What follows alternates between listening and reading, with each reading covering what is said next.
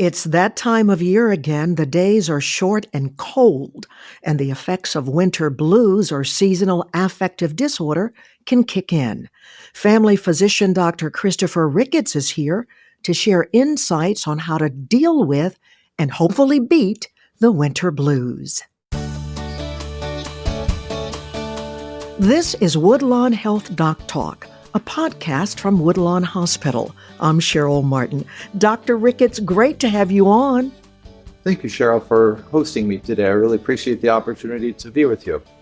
So first, what are the primary symptoms of seasonal affective disorder, or SAD, and how can they vary among individuals? Interestingly, symptoms can present in a variety of ways for different people. One main distinctive from classic major depression is more in the seasonal part of the definition of seasonal affective disorder, more than the symptoms. There's a lot of overlap between the two disorders, but we certainly feel and identify seasonal affective disorder more with the colder seasons when the days are shorter and we just don't get out in the sunlight like we normally should. And often this can trigger for a lot of people various symptoms like sadness and hopelessness, as well as feelings of guilt and grief and emptiness. It's something where, by definition, we think of it in the winter time, but interestingly, actually, somewhere on the order of about 2 to 5% of seasonal affective disorder actually occurs in the beautiful summertime months. How many people, when they have these symptoms, initially associate it with the season? There are a lot of people who are really insightful and have a good grasp of their personal health and well-being. So I think there are a lot of people that really recognize that during the winter months, they just don't quite feel quite as good or peppy or energetic or with it or what have you as they do during the summertime months. What are some common misconceptions about SAD, and then how can they be addressed during a patient consultation, for instance?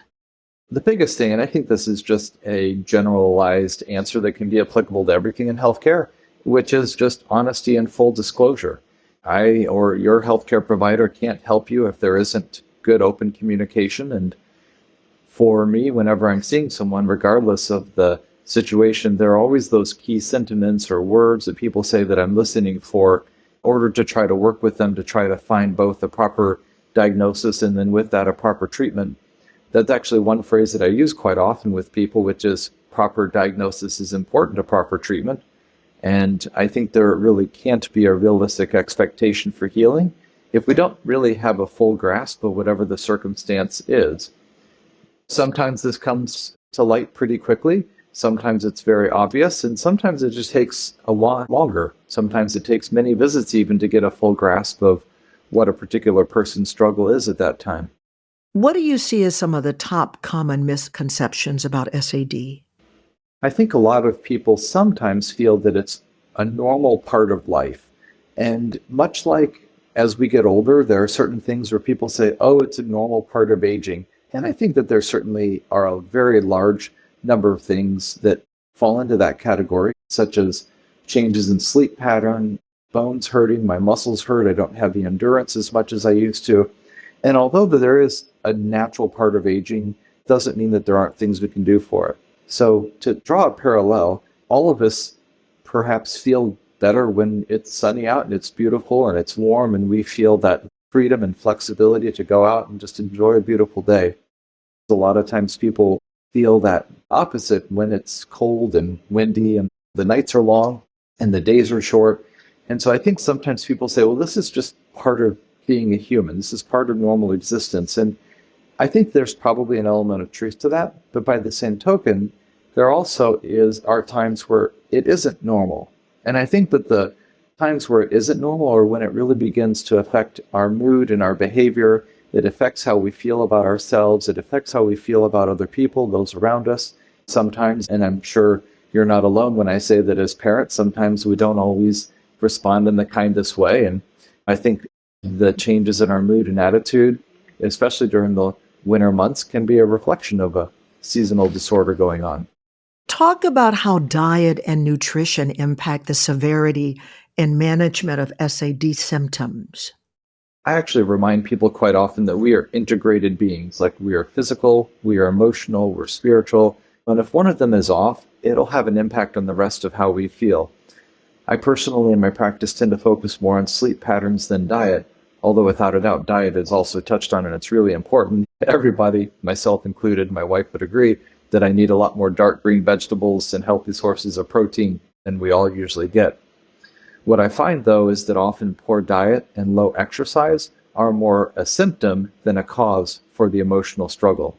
On the flip side, one element of treatment does focus on eating better, in particular, less processed foods and getting some exercise.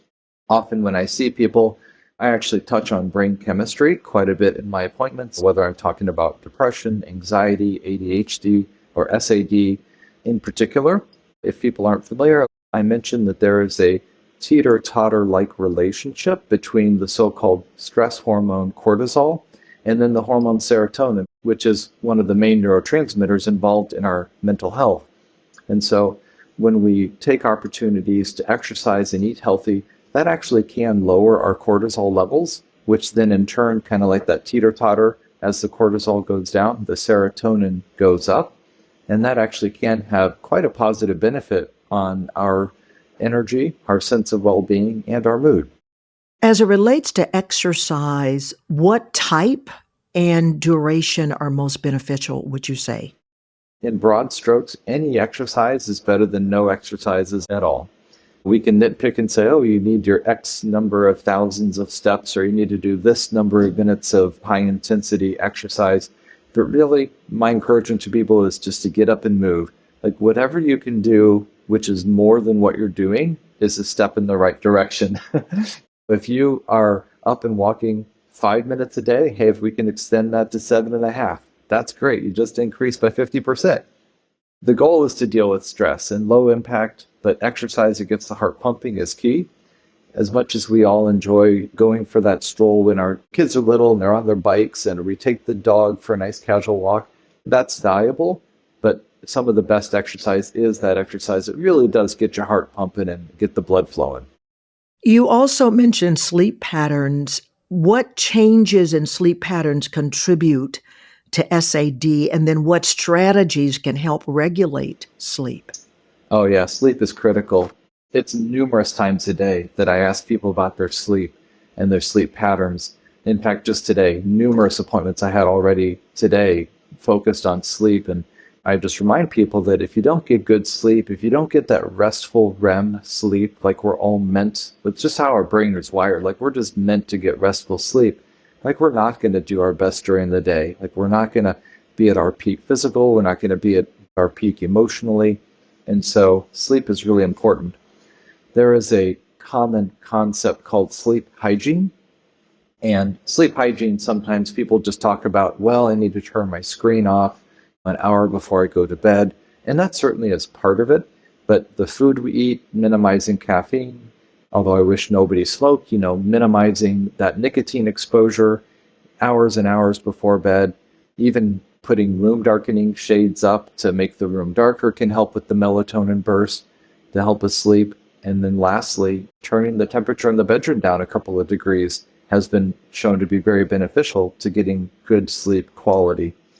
That said, if a loved one says that you're a restless sleeper or a loud sleeper, and I saw a gentleman for this just today, he thrashes around in bed. These can be clues to some undisclosed sleep or health disorder. And so if your partner says, hey, I've noticed this, I encourage you not to blow them off, but to go talk to your healthcare provider and get it checked out. You mentioned a partner may notice sleeping patterns. What other advice can you give to families to help them support a loved one dealing with SAD? One of the things that I think a lot of families struggle with is ideas of mental illness and shame. And as you know, Cheryl, like blame is never helpful. People deal with emotional distress in lots of different ways. We all have stress, like we all have stuff. And to be fair, some coping mechanisms that people engage in are really helpful in healing, while other coping mechanisms just aren't. They can be quite destructive either to self or others. So one is just to recognize we're all human and blame is never helpful. The second piece of advice for a loved one is to remind them that their job is not to fix the person.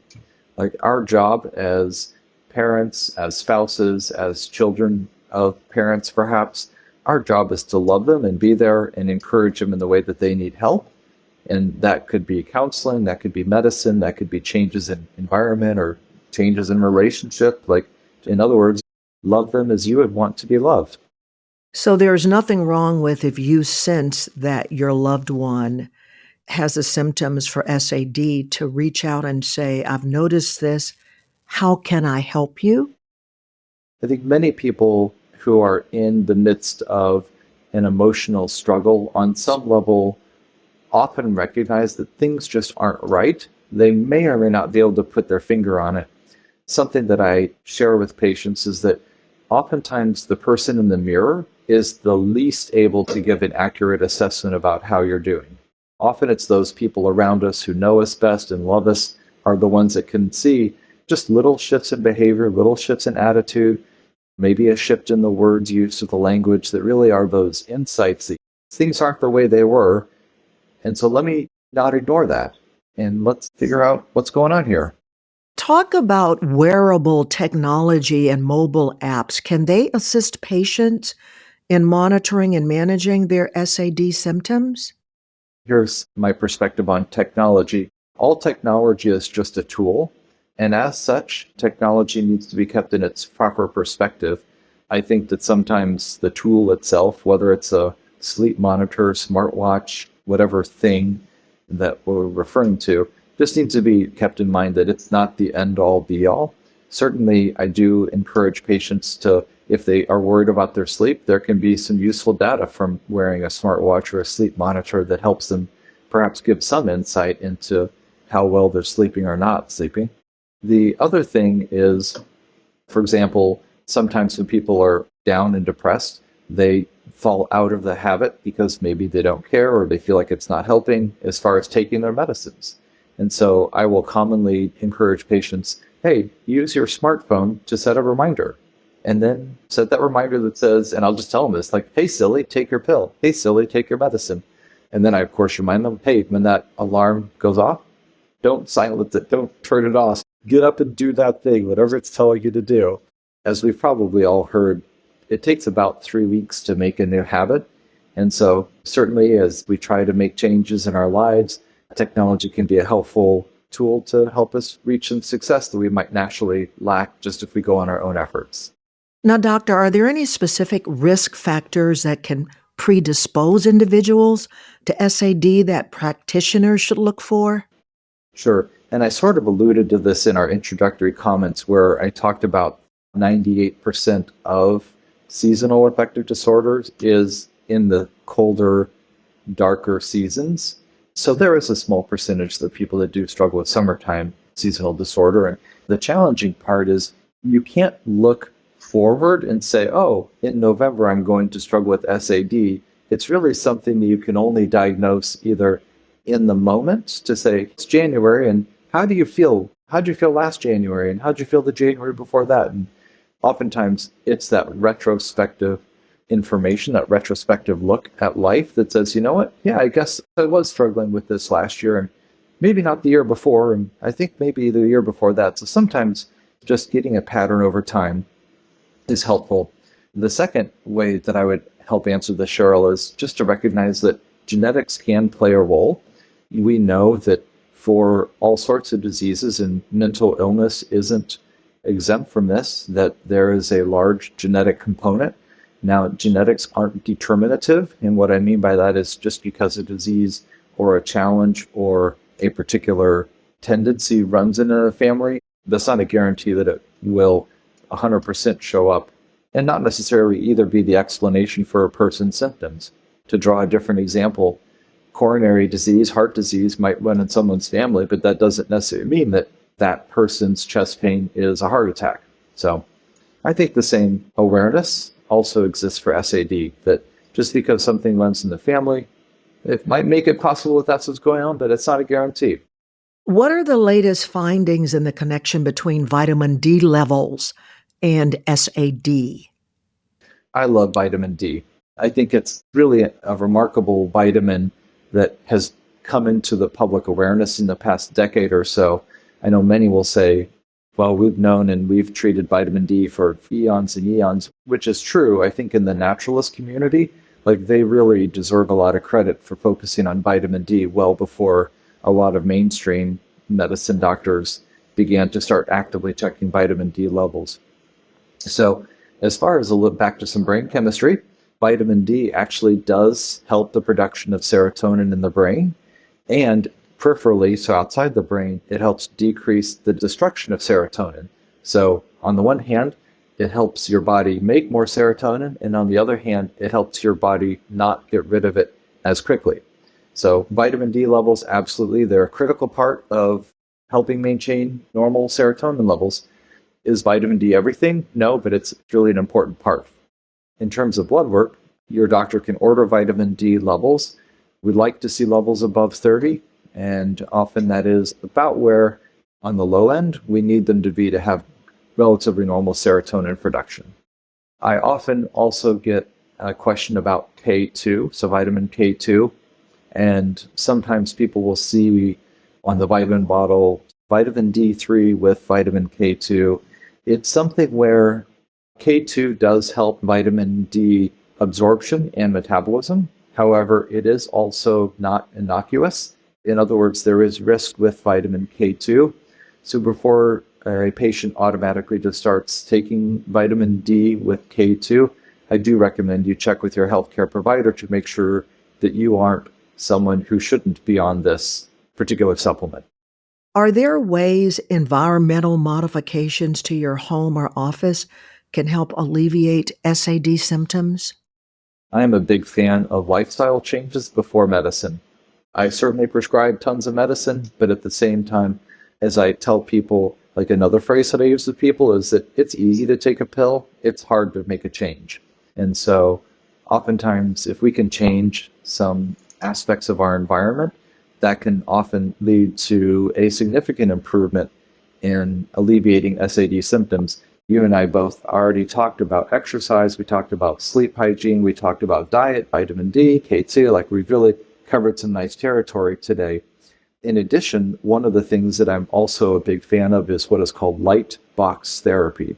And so it's just like it sounds. There's this little box that has really bright lights of a particular wavelength.